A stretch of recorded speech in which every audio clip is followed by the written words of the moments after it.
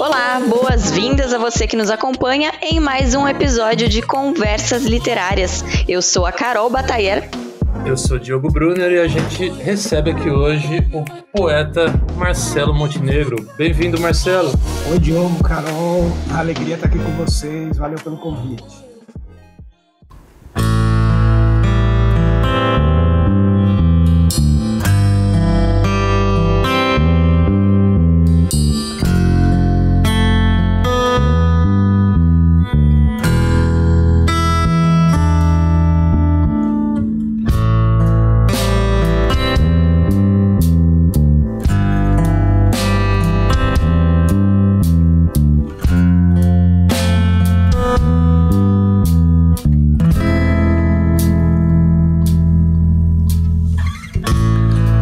Mesmo algum maluco deve estar postando qualquer treco genial na internet.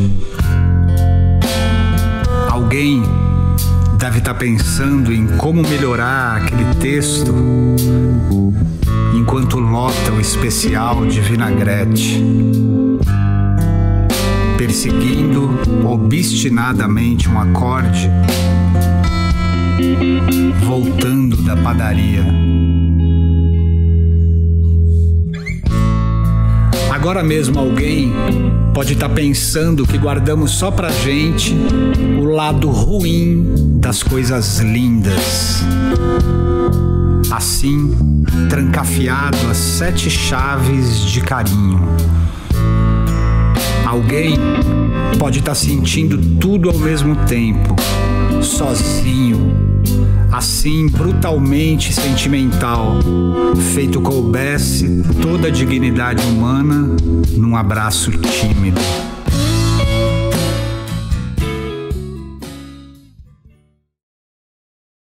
Marcelo, a gente acabou de ouvir aí o começo, né, da Velhas Variações sobre a Produção Contemporânea, que faz parte do seu trabalho com Tranqueiras Líricas, que é um trabalho que mistura aí música com poesia. A gente estava até falando aqui em off que não é poema musicado e nem é música. O que é exatamente o Tranqueiras Líricas e esse trabalho, cara? Boa pergunta. Assim, na verdade, Diogo, esse é um show. Durante até muito tempo eu tive de chamar de show, sabe? Essa coisa das denominações, né? Mas, enfim, basicamente é um show de poesia, onde eu digo os meus poemas, e eu realmente digo, né? Simplesmente digo, né? Eu não canto, né?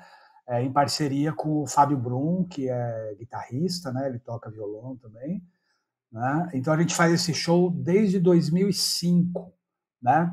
Então a gente sempre rodou muitos lugares, não só aqui em São Paulo, mas Brasil, festivais e tal, e quando foi ali por 2015, 2016, pintou essa ideia, surgiu uma oportunidade num estúdio de um pessoal amigo nosso aqui em São Paulo, de gravar. Eu não era muito afim a princípio, porque eu acho que é uma coisa que funciona mais ao vivo, né?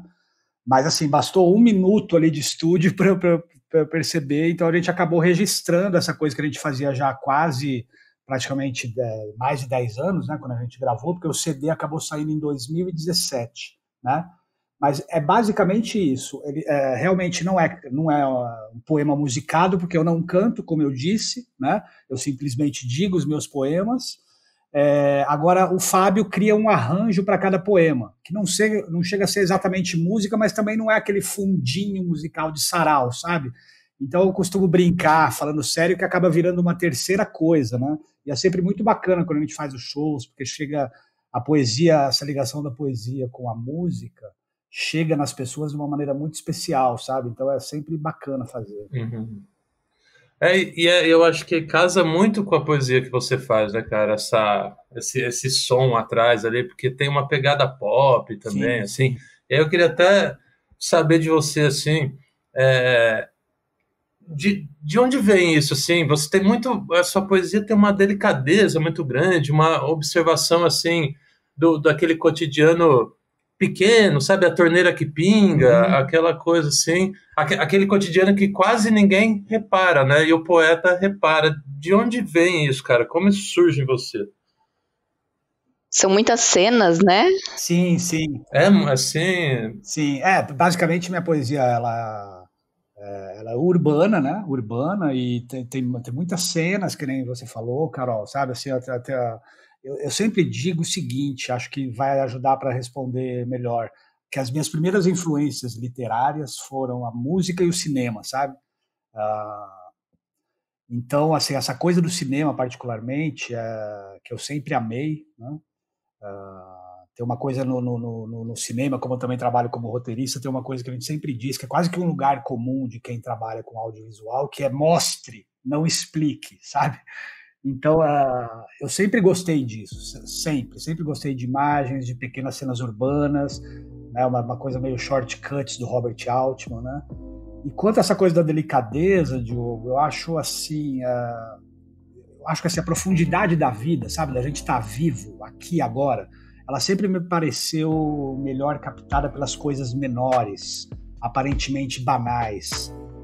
Tem uma coisa do Chekhov que eu adoro, que aliás é um dos meus escritores preferidos, que é pega alguma coisa da vida de todos os dias, sem trama e sem final, sabe?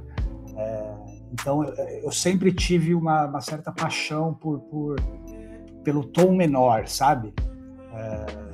Tem um poema do Borges que eu acho muito bonito, acho que se eu não me engano é no Caderno São Martim, né, que no poema ele diz que ele fica fica comovido com as miúdas sabedorias que se perdem quando alguém morre, sabe? Um segredo para girar uma chave do portão, sabe essas pequenas coisinhas, eu sempre achei isso lindo, então tem a ver com o meu olhar, sabe, para a vida, para o outro, né? Então eu sempre gostei de coisas sucintas, discretas, essa coisa afetiva da delicadeza, então isso acaba sendo natural entrar nas coisas que eu escrevo.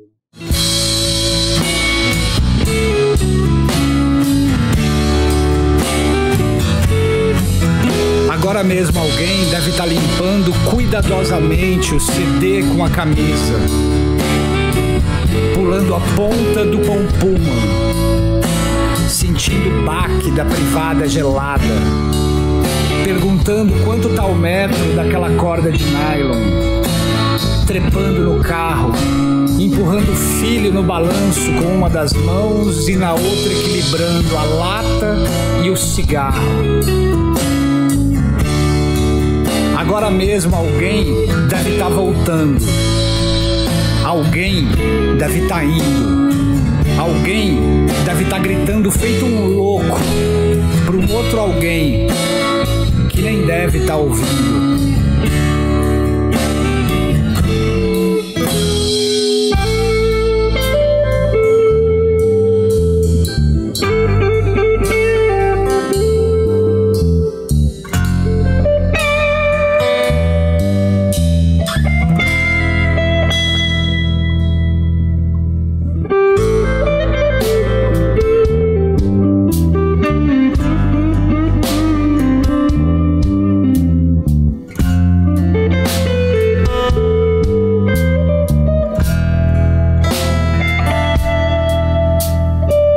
Agora mesmo alguém pode estar encontrando sem querer o que há muito já nem era procurado. Alguém no quinto sono deve estar virando para o outro lado. Alguém agora mesmo no café da manhã deve estar pensando em outras coisas, enquanto a vista displicentemente lê os ingredientes do Todd. Alguém agora mesmo no café da manhã deve estar pensando em outras coisas, enquanto a vista displicentemente lê os ingredientes do Todd.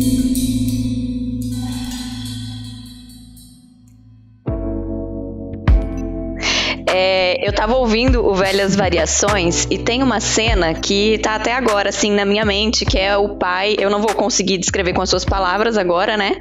Mas é o pai empurrando o balanço com uma mão e com a outra mão segurando a latinha e o cigarro. E eu queria saber, não é? É uma observação muito sutil, essas delicadezas que a gente estava falando agora, né? Eu queria saber se de fato vem de uma observação ou se é uma criação, essa cena em específico. Essa cena, eu tenho 3 filhos, então eu fiz muito isso na minha vida. Então essa especificamente vem da experiência, mas no geral, Carol, é sempre uma mistura, né? Não é nunca só experiência, não é nunca só criação / imaginação, né? É sempre aí que entra o trabalho, né? Porque às vezes você parte de algo que realmente é uma experiência que você viveu, digamos assim, mas na hora que você começa a trabalhar e transformar aquilo numa imagem, num verso, você cria coisas em cima. Então ela nunca é a experiência pura e nunca é a imaginação pura, né? Sempre, as coisas estão sempre misturadas. Uhum. Assim. E o seu processo criativo, ele vem de insights ou você senta pra depois criar e aí essas memórias vão voltando à sua mente? Assim, não, no geral, eu anoto muito, né? Eu anoto muito, coisas que me vêm, sei lá, coisas que eu vejo no metrô, na rua, ou sei lá, um filme que eu estou assistindo, então eu anoto muito, né? E eu trabalho basicamente quase como se fosse um editor, sabe? Então, eu acho que eu nunca escrevi, talvez 1 ou 2, assim, eu nunca escrevi um poema de cara, sabe? Até porque quando eu sento para escrever, então eu trabalho muito nos poemas, sabe? Assim, meio patologicamente, então muito subtraindo, que eu gosto também de coisas sucintas, né?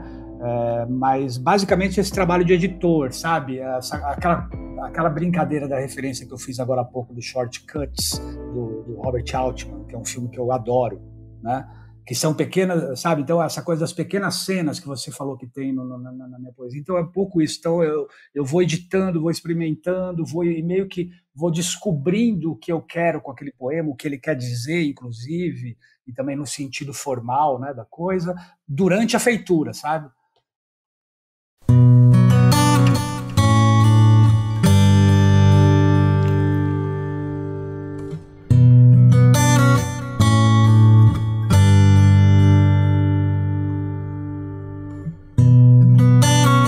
Penso naquela única gota gelada do chuveiro quente,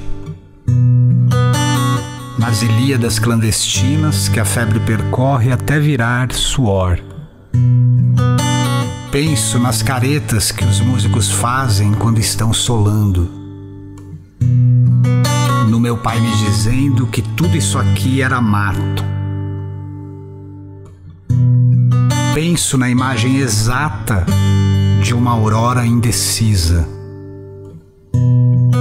Penso em calços de papelão para pianos mancos.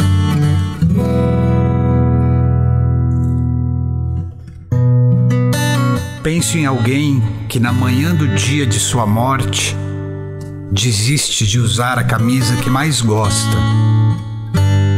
preferindo guardá-la para uma festa que terá na noite seguinte.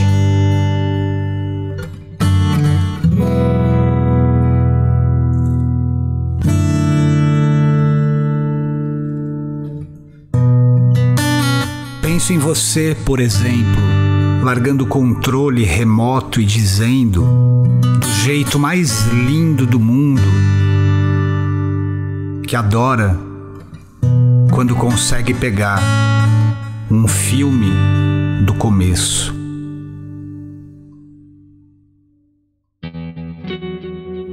E, cara, e tem essa, né, com essa coisa com o cinema, eu acho que é o que fica mais explícito pra mim, assim, né? Você tem citação de Hitchcock, Fellini, Truffaut, né? É uma coisa que realmente está muito, assim, ligada, né, aos seus poemas, assim. Você acha que se você não fosse um bom espectador de cinema, você não seria um bom poeta, cara? Você sabe que brincando que a minha vontade lá atrás, quando eu era mais jovem e tal, na época da faculdade, eu tinha vontade de fazer filme, né? Mas aí, até de certa forma eu entrei para isso, que eu acabei me tornando roteirista, né? Fui editor durante um tempo, né? Aí sendo de editor de verdade mesmo, editando imagens, mas eu percebi muito rapidamente que eu gosto de editar as minhas bobagens, sabe? Brincadeiras.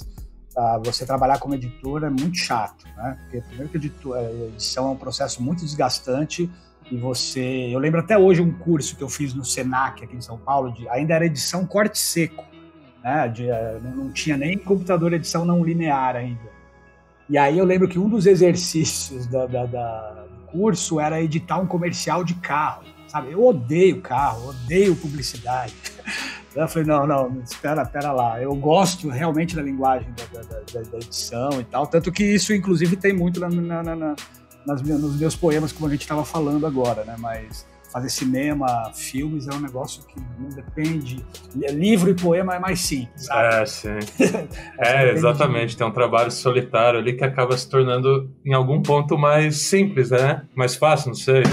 Que é menos... Sim. E, cara, você citou, né, seu trabalho de roteirista, né? Você escreve séries, enfim. Cara, como que é? Qual que é, assim, escrever roteiro de uma série de ficção?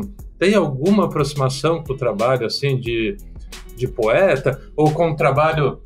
Eu acho que você não escreve conto e nem é romancista, mas com o trabalho de ficção também, mas na escrita, tem essa aproximação? Eu sei que, por exemplo, o trabalho do roteirista tem toda aquela coisa das marcações e tal, né? Mas, digo, é uma criação ficcional, de qualquer forma. Sim, total. Olha, o que eu acho que tem de muito similar, Diogo, nas duas coisas, a coisa de ser poeta e de ser roteirista, é que são duas atividades muito orientadas para o detalhe, sabe? Então, essa coisa que eu estava falando antes de eu anotar, isso vale muito porque eu tenho muita ideia de diálogo, sabe? Às vezes é uma coisa que eu ouvi de alguém tomando cerveja com amigos, sei lá, ou no trem, no metrô, bababá, whatever, né?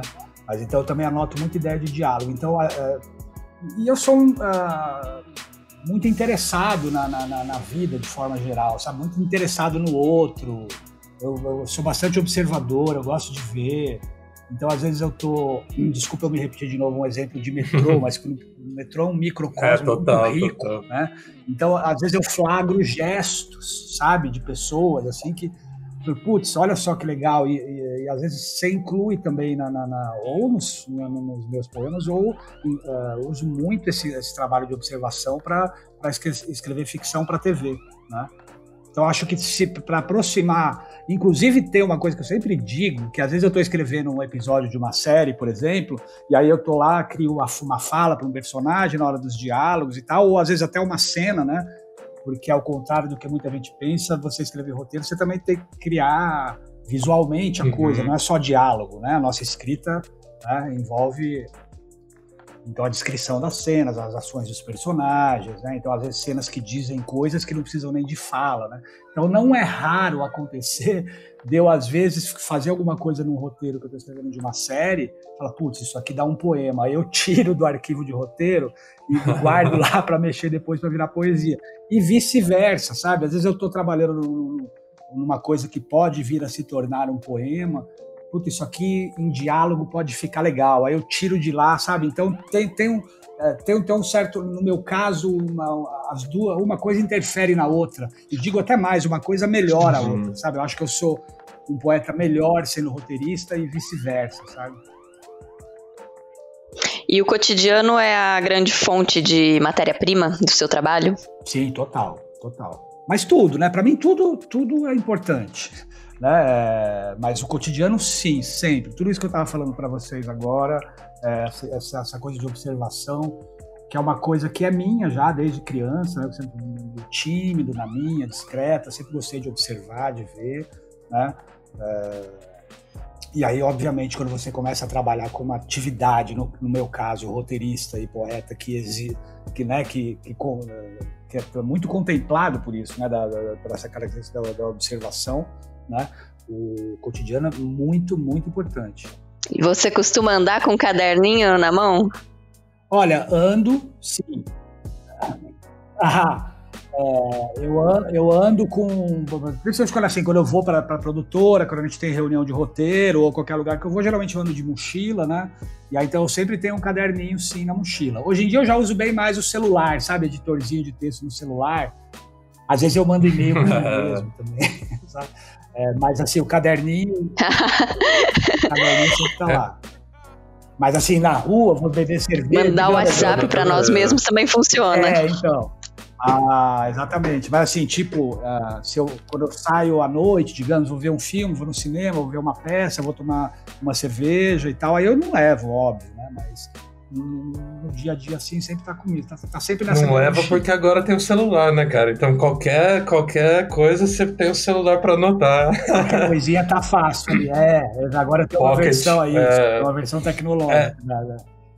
E Marcelo, tipo... Mas na hora, assim, de sentar para escrever, cara, você fala assim, vou sentar para escrever poema ou vou trabalhar na série que eu tô fazendo, ou isso se confunde também? Não, aí não.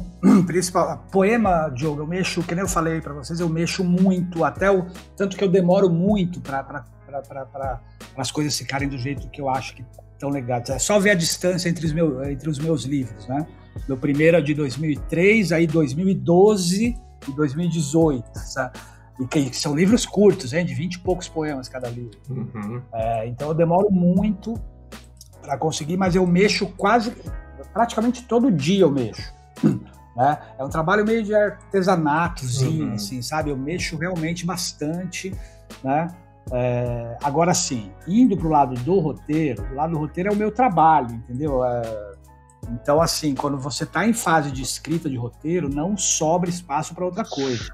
Eu tenho que sentar lá e escrever. A gente, TV é uma... Mesmo cinema, eu já faço mais TV, né? É uma indústria, né? Então você tem prazos a cumprir, né? Sabe, você pega uma série para HBO, por exemplo, ou até para Netflix, que são séries de 50 minutos, cada roteiro tem 50, 60 páginas, sabe? É uma pauleira do cão. Né? E agora, por exemplo, essa série que eu estou concluindo agora, a gente está em fase de roteiros finais. Então, é 1 bilhão de micro detalhes então tem que me concentrar, exige muita concentração da gente. Não dá para misturar, não, sabe? Enfim. A não ser uma coisa ocasional, que nem eu falei, putz, isso aqui acho que eu vou guardar para um poema, sabe? Mas aí é rapidamente, né? Claro. Mas é diferente. Os mergulhos são diferentes. Você comentou dos seus livros, né, cara? O Orfanato Portátil, né, 2003, Garagem Lírica, de 2012, e o Forte Apache, que é o de 2017, mas ele reúne também o Garagem e o Orfanato, né? Fala um pouco do Forte Apache, cara. O Forte Apache foi uma... Bom, porque o Forte Apache, só para diferenciar, então assim, o Forte Apache ele é o nome do meu livro inédito, né? O novo, né? O mais recente, né? Esse que é de 2017. Mas, na verdade, ele também é o título da trilogia, né? Que saiu dos meus 3 livros num único volume, né? Então ele nomeia não só o meu livro mais recente, como ele nomeia toda a trilogia com esses meus 3 livros, né? Então a história desse livro, mais ou menos, foi quando a Companhia das Letras me convidou, porque eles queriam fazer uma coletânea dos meus poemas, tipo, uma coletânea mesmo, sabe? Pegar poemas novos, como meus 2 primeiros livros saíram por editoras pequenas, e estavam esgotados, né? O Orfanato Portátil, ele teve até 2 edições. A primeira de 2003, ela saiu por uma editora de Londrina chamada Trito Arte, né? 500 exemplares, coisa pequenininha. Aí, em 2012, ele saiu uma segunda edição pela Nablume, uma editora aqui de São Paulo, que lançou também o meu segundo livro, o Garagem Lírica. né? Mas assim, então eu comecei a organizar essa coletânea, achei legal, pô, bacana, a Companhia das Letras, uma puta editora, né, que dá uma visibilidade maior, né, porque chega nas livrarias e tal, né? Aí quando eu comecei a organizar essa coletânea, Diogo, eu falei, puxa, meus livros são tão curtinhos, aí eu propus para eles, falei, por que meus livros, os meus 2 primeiros estão esgotados, por que a gente não faz, né, que acabou sendo o que ele virou, né? Então os 3 livros na íntegra, então como se fosse cada livro um capítulo, né? Vindo em ordem, o primeiro Forte Apache, 2017, Garagem Lírica, 2012, e Orfanato Portátil 2003. Então, como eu tenho brincado, são minhas obras completas por enquanto. Por enquanto, esperamos. Cada cigarro fumado na madrugada fria do posto de uma cidadezinha absurda qualquer durante a parada do ônibus. Quantas imagens apodrecidas na garganta seca das descrições. Canções que não chegaram a tempo. Quantos dentes pintados de preto nos retratos sérios dos livros de história. Tanto amor que virou desespero.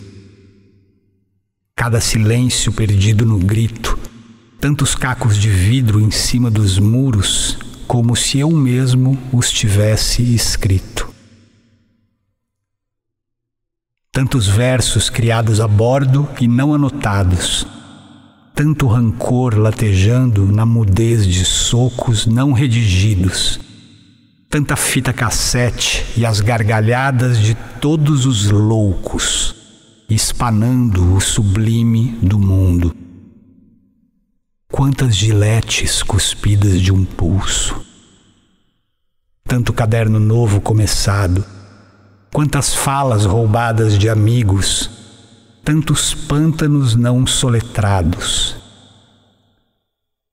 Quanta inocência colhida em varandas de abismos, que eu carrego comigo como um tesouro afundado.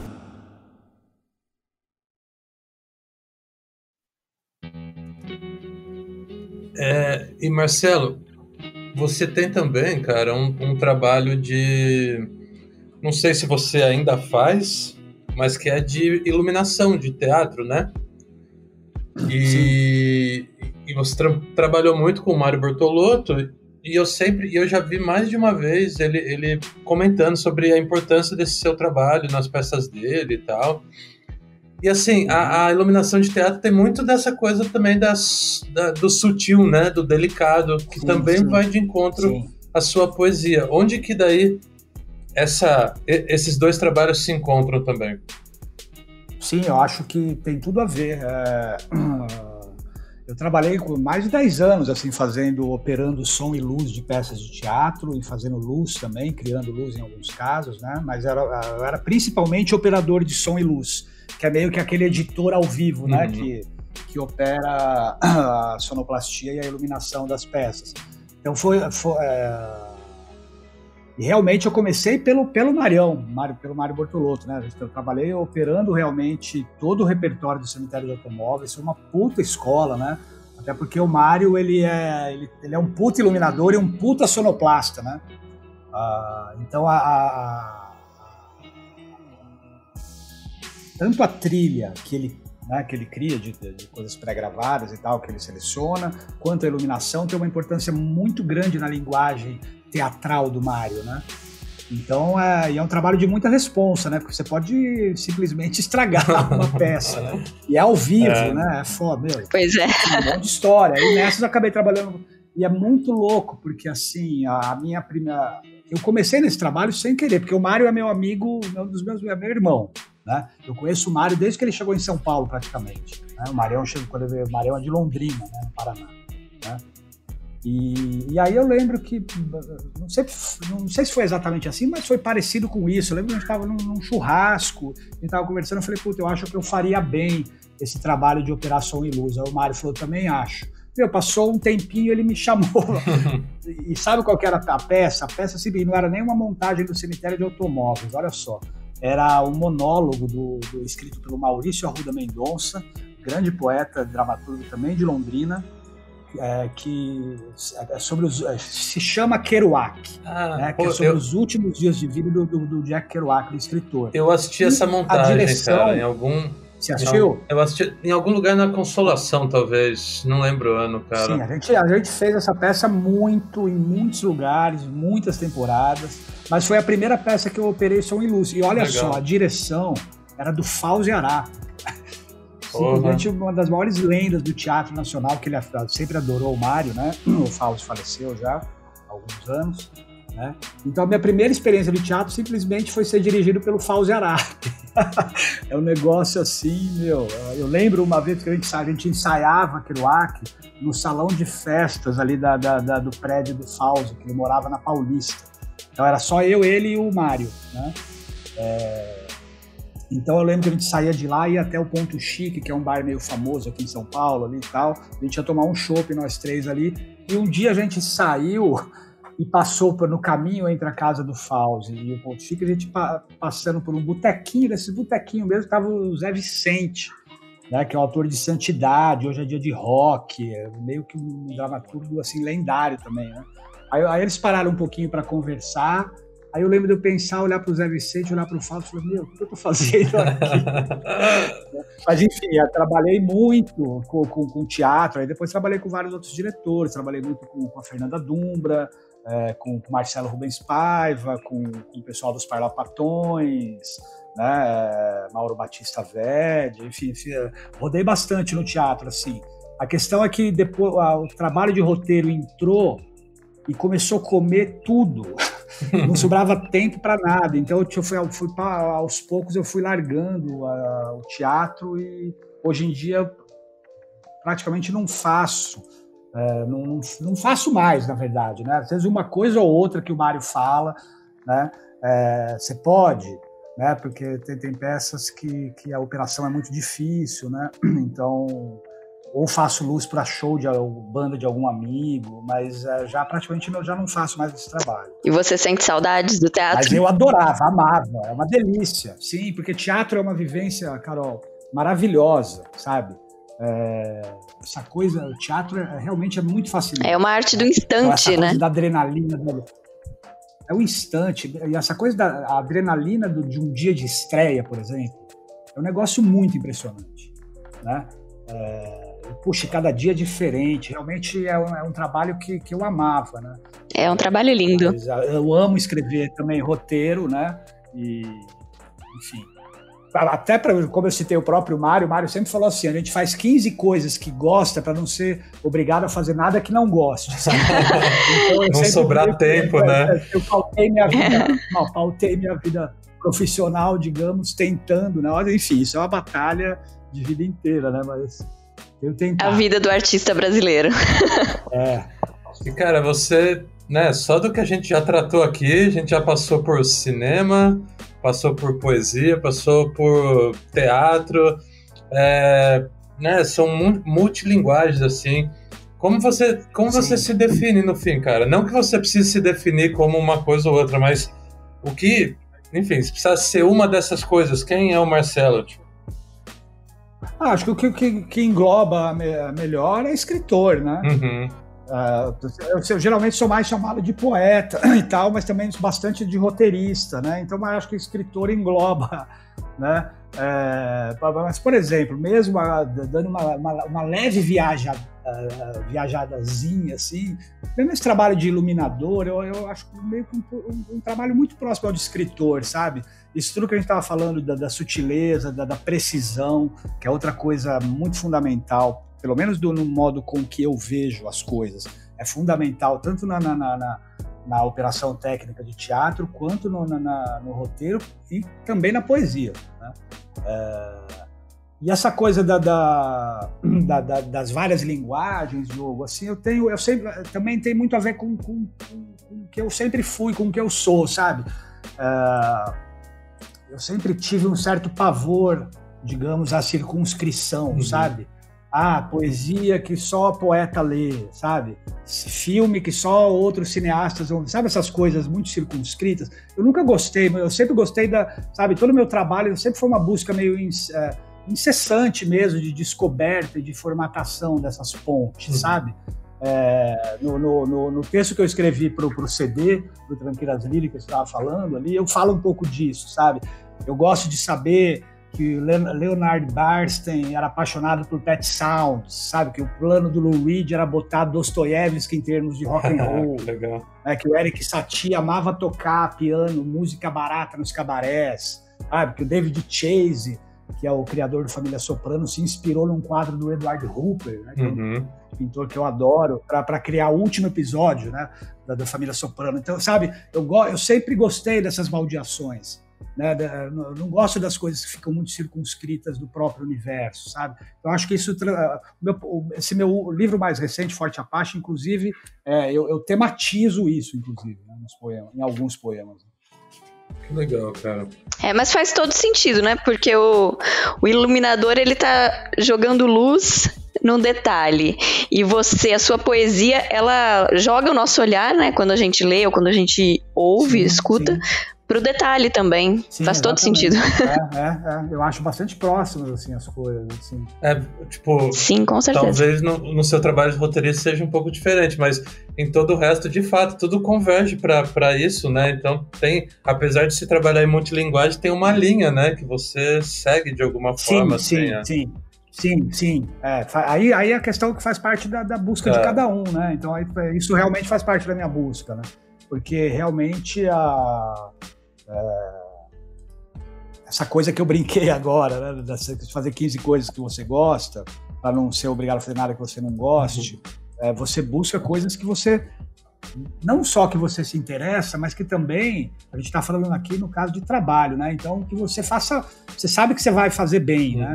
Não é nenhuma presunção, desculpa, pode soar meio presunção, mas sabe, se você está indo atrás do seu interesse, a probabilidade de você fazer bem aquele trabalho é muito grande, né? Porque ela faz parte da sua própria busca de vida, né? Existencial, né? Com certeza. Você disse que foi uma criança observadora. Quando foi que você começou a escrever? Olha, desde que eu me conheço por gente. Eu sempre gostei de escrever. Eu sempre escrevi historinhas. Poesia mais já de mais velho, né? Mas eu sempre achei a questão de... Eu sempre me entendi melhor por escrito, sabe, Carol? Essa coisa até Sim. Essa coisa da timidez e tal. Então, desde que eu lembro, de muito pequeno, sabe, eu criava historinhas, não sei o que, eu escrevia. Também sempre gostei de ler desde muito cedo, né? A leitura sempre... também me acompanha muito, né? E agora, assim, depois, quando eu fui perceber que isso poderia vir a se tornar uma coisa mais para frente, né? Mas isso faz parte de mim desde pequeno. Aliás, desculpa me alongar, mas... Imagina! Mas, por exemplo, pegando o gancho que a gente estava falando desse meu livro mais recente, que se chama Forte Apache, inclusive, que até é o nome de um poema que acabou virando o nome do livro, né? Fala muito disso, que a Forte Apache era a minha brincadeira preferida de infância ali, porque eu brincava sozinho, né? Eu sempre brinquei muito sozinho. Gostava de brincar com outras crianças, jogar bola na rua, nos campinhos e mas eu sempre adorei brincar sozinho, né? Então eu criava minhas cidadezinhas ali, sabe? Então, mesmo jogar bola, eu jogava a bola sozinho no fundo do quintal de casa, sabe? Chutava a bola na parede e na volta eu mesmo defendia, criava campeonatos imaginários, né? Mas que legal. De certa forma, então, o que eu digo nesse poema, nessa espécie de homenagem que eu faço ao Forte Apache, é que eu acho que a escrita é uma espécie de continuidade dessas brincadeiras solitárias da infância, sabe? Sei. Que lindo. Então é mais ou menos... Então, por isso que sempre fez parte da minha vida essa coisa da escrita e da própria invenção em si e tal, né?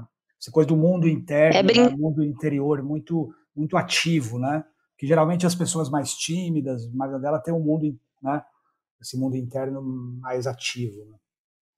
Né? E o poeta tá ali brincando com as palavras, né? Sim, exato, exato. Feito melodia escoltando um silêncio. Cheiro de perfume no elevador vazio. Uma travessa da Rua dos Cataventos. Feito poemas abandonados. Trânsito passado por uma ambulância. A biografia das tardes nas serralherias do tempo. Algo estranho e íntimo, de que eu quase me lembro.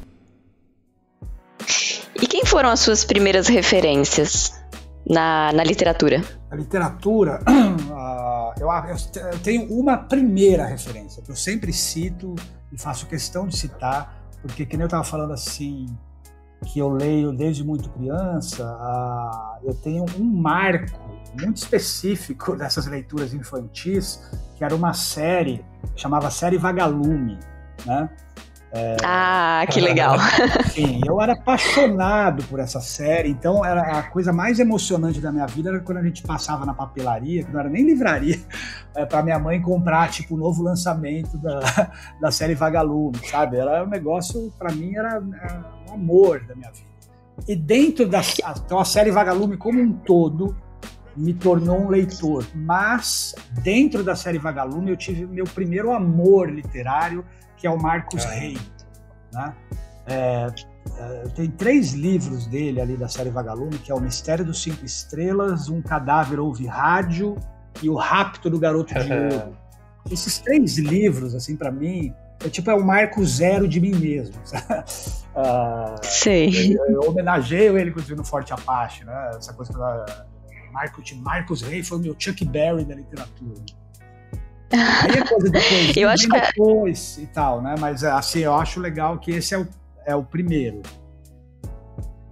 Que legal. Eu acho que a série Vagalume formou muitos leitores. Muitos leitores, com certeza. Eu encontro pessoas... Muitos. Depois ela continuou, né? Depois ela continuou e tal. Eu tenho até um amigo, Marçal Aquino. O Marçal Aquino escreveu para a série Vagalume, mas, por exemplo, eu já não acompanhava mais, sabe?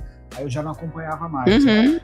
Mas assim, eu tenho 49, vou fazer 50 ano que vem. Essa minha geração, né, dos anos 70 ali, foi muito formada por essa coleção, muito.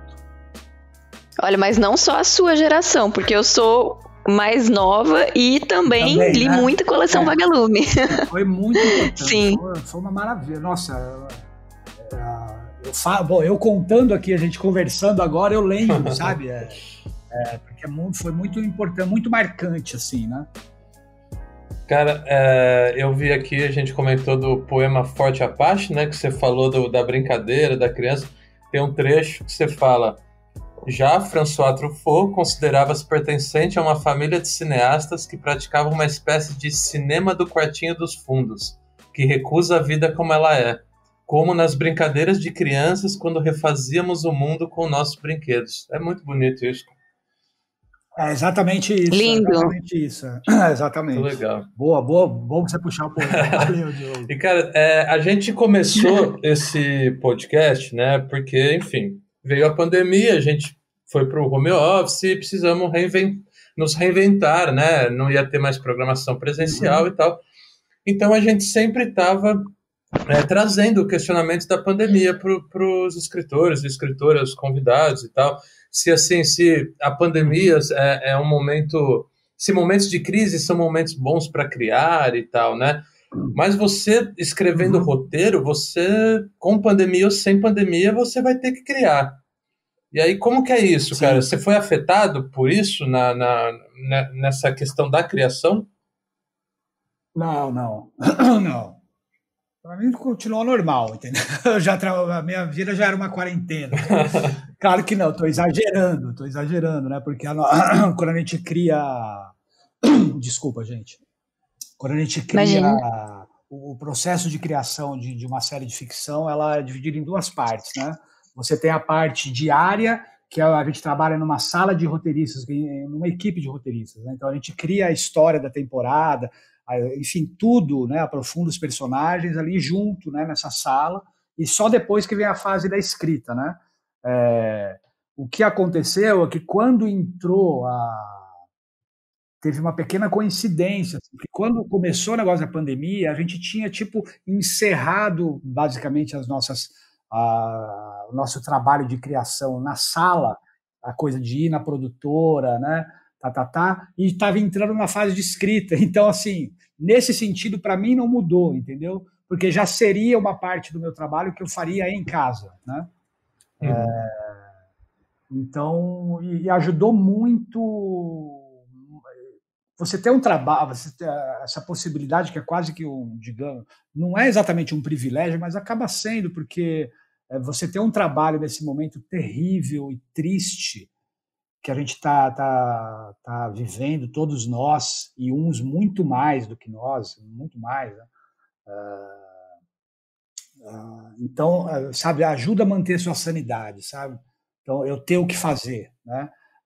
Mas eu vejo assim, por exemplo, principalmente minha filha caçula, ela ficou super perdida, ela tem 10 anos, né? Fez 10 anos, aliás, durante a pandemia.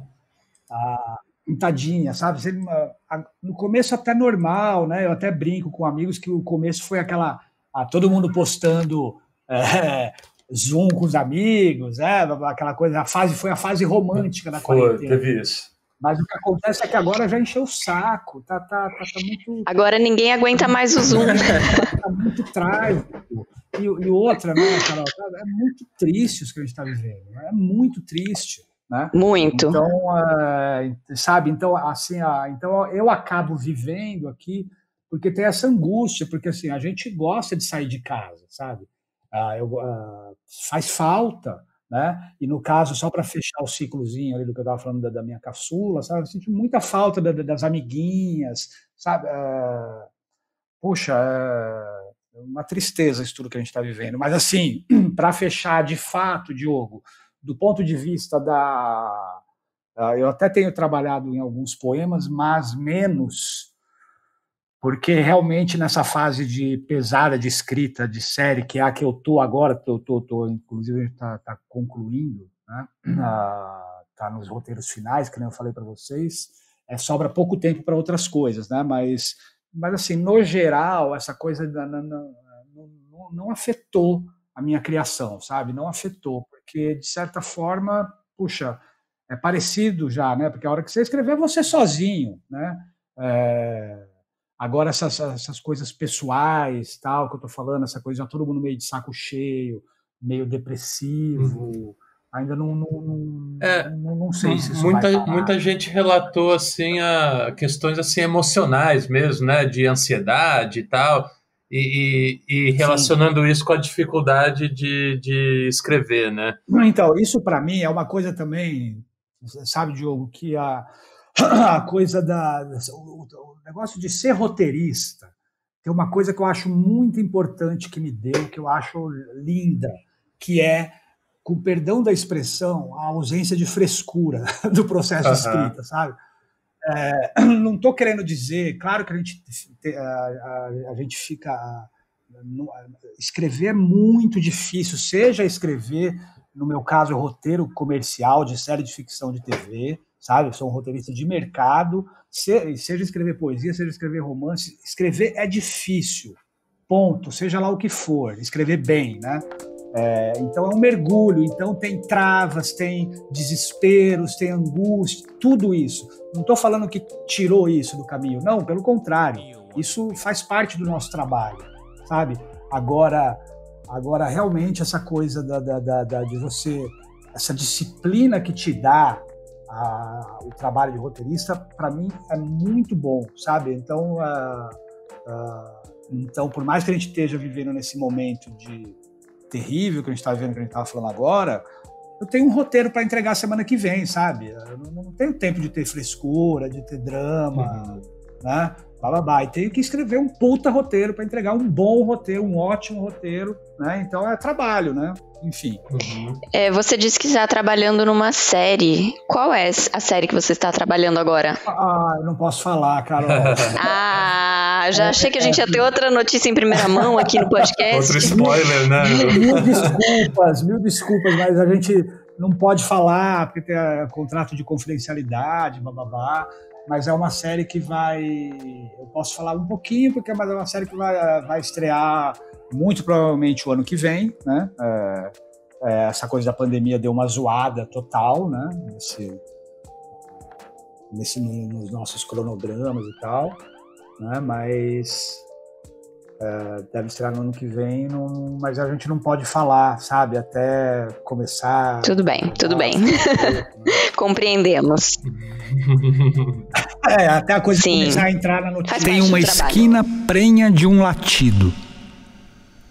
Trechos de pássaros que permanecem nos muros que ficam e vice-versa. Um e-mail anotado às pressas no canhoto do tintureiro. A cirrose portátil, a síndrome do pânico, o enroladinho de presunto e queijo.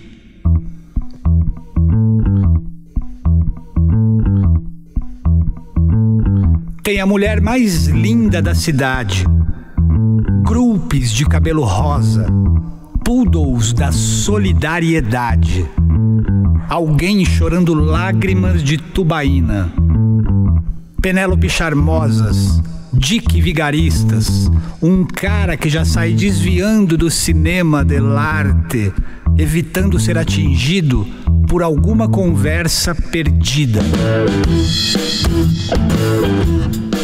Tem a mulher da videolocadora que não conhece o filme que eu tô procurando. Um amigo que diz que escreve só para colocar epígrafes. Taxistas infláveis, manicures em chamas, um casal que desce a rua na banguela, prolongando a gasolina daquilo tudo que um dia fora. Cara, eu ando apaixonado pela mulher da videolocadora, lendo revistas na sala de espera do consultório dentário. Tem uma que venta e um que desiste de arranhar os vidros do aquário. E Marcelo, você está se aventurando também a dar cursos, não sei se você já deu vários, mas eu vi que você deu um curso online sobre o trabalho do roteirista, criação de séries, né?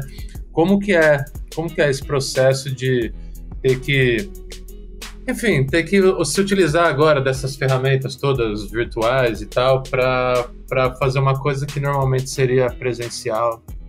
Foi uma experiência muito legal, assim, Diogo. Só para separar as coisas, assim, fazia um tempo que algumas pessoas me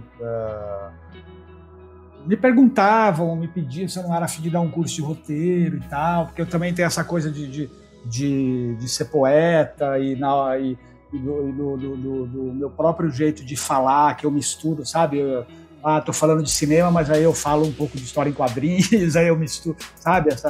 Então, eu não quero organizar um curso de roteiro, eu nunca consegui, porque para você montar um bom curso, dá um puta trampo, né?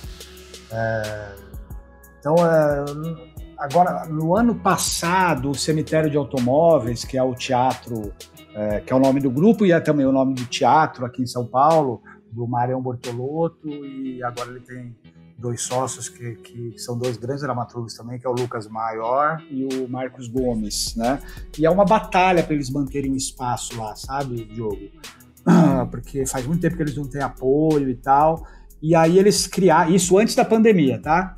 Aí eles começaram a dar cursos. Então eles montaram uma cartela de cursos, tipo o Fabrício Corsaletti dá curso de crônica, Ricardo Lisas de romance, o próprio Lucas Maior e o Marcos Gomes de dramaturgia, né? E aí eles vieram falar comigo, faz um curso de roteiro e tá.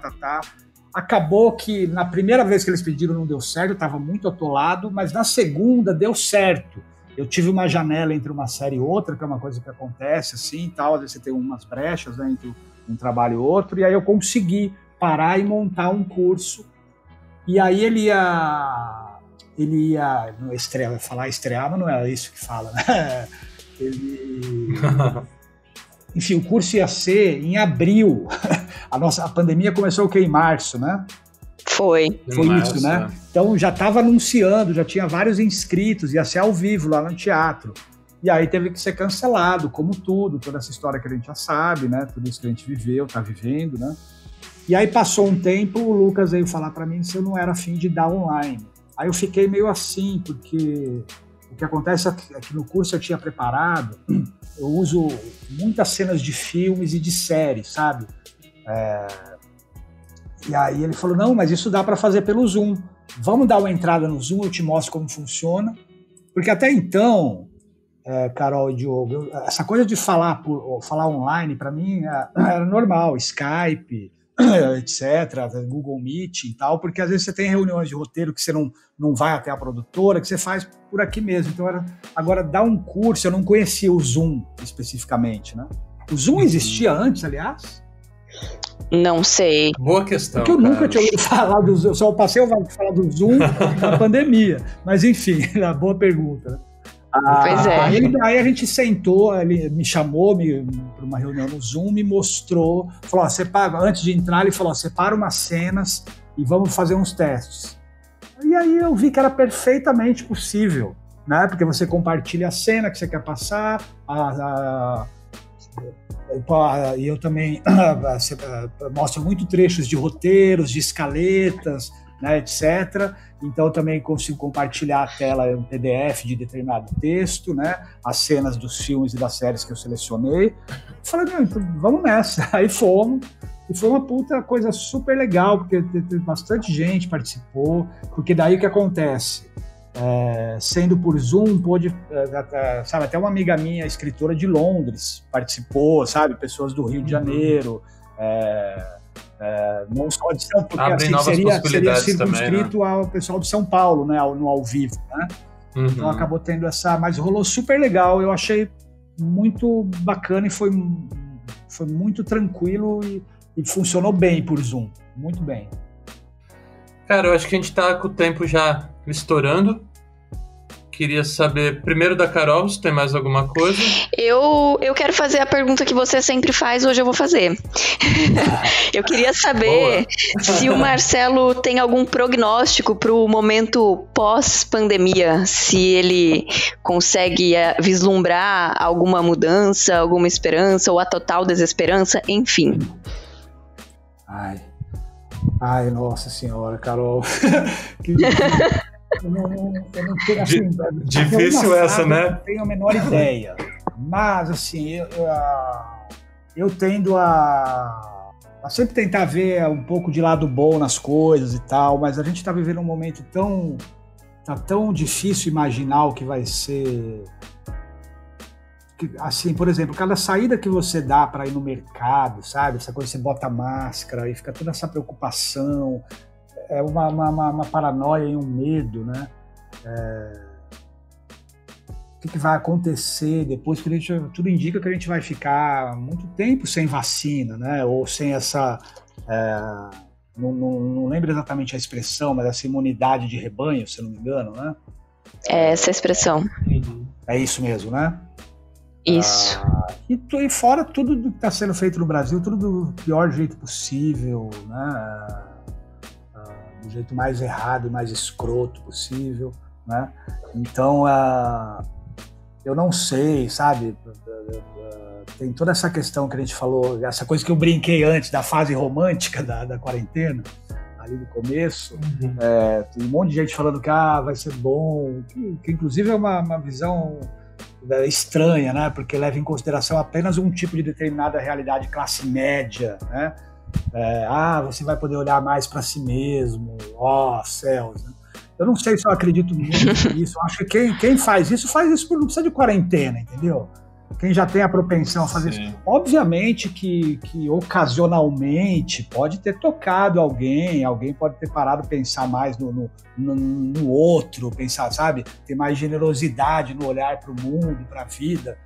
Mas no geral eu não estou vendo isso não. Então, apesar de eu ter um certo otimismo meu, que é meu, seja independente de qual momento a gente estiver vivendo, é meio difícil ser otimista assim, sabe? Toda essa polarização toda que a gente tem vivido, né? Então, sei lá, eu acho que não é muito bacana o futuro próximo. Você acha que a literatura vai tematizar muito sim. isso, cara? Eu acho que sim, eu acredito que sim, Diogo. Agora, tematizar pode de várias maneiras, né? Pode parecer como um detalhe, né? Alguém pode entrar a fundo realmente, mas eu acho que com certeza, porque a gente está diante, a gente está vivendo uma coisa, a gente está no meio do furacão, né? Eu sempre gosto de citar, o Mao Tse Tung, vieram perguntar para ele uma vez o que ele achava, quais as mudanças que a Revolução Francesa tinha proporcionado para o mundo moderno, né? Aí o Mao Tse Tung falou, é muito cedo para dizer. E o Mao Tse Tung deve ter dito isso tipo em 1948, tipo 200 anos depois da Revolução Francesa. É muito cedo para dizer. Então a gente está no meio do negócio, que é grande, né? Esse negócio mundial de um vírus, sabe? A gente está muito dentro da coisa mas eu tenho certeza que já tem saído aí, eu tenho visto aí algumas coletâneas de trabalhos de escritores e escritoras amigas, assim, tematizando de fato a pandemia, né? Vídeos eu vi alguns, etc. Então, com certeza vai ser bastante tematizado, eu acho. Acho que já tem uns concursos literários, né, com essa temática rolando também. Eu acho que eu vi alguma coisa já. Sim, exatamente. Bom, Marcelo, tem alguma coisa que você queria falar que a gente não te perguntou? Não. Eu só queria dizer que eu adorei nossa conversa. Passou rápido, né? Passa muito rápido. E eu também adorei. Passa super rápido, né? Adorei mesmo, Carol. Prazer te conhecer. Diogo já conhecia. Igualmente. Adorei participar com vocês. Foi uma delícia. Eu também gostei muito. Maravilha, cara. Te agradecer muito também por ter aceitado aí o convite. Claro, poxa. Eu também agradeço em nome do Sesc Paraty e em nome dos nossos ouvintes. E esse foi mais um episódio de Conversas Literárias, o podcast de literatura do projeto Sesc Paraty em Rede. Nós temos novos episódios sempre às terças-feiras. Até a próxima!